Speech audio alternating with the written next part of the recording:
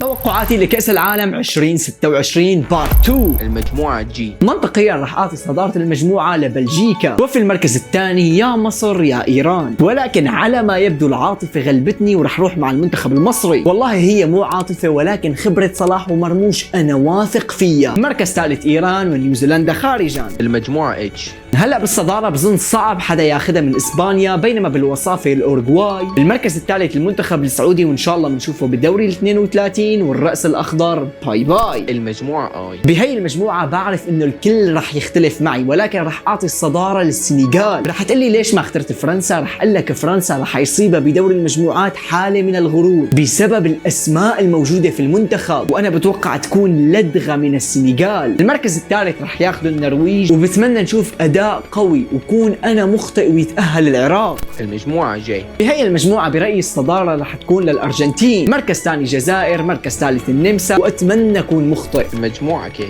صدارة المجموعة رح تكون للدون كريستيانو رونالدو، جيل تاريخي للمنتخب البرتغالي. المركز الثاني محتار بين كولومبيا والكونغو، ولكن رح أعطيه لكولومبيا. وأوزباكستان خارجا. المجموعة ال. بالصدارة رح يكون انجلترا، ورح ننهي دور المجموعات وهاري كين هو هداف البطولة. بالمركز الثاني محتار بين غانا وكرواتيا، ولكن رح اعطيها لكرواتيا بسبب خبرتها بكأس العالم. تابعني لاني رح اعمل لك تغطية رهيبة لكأس العالم.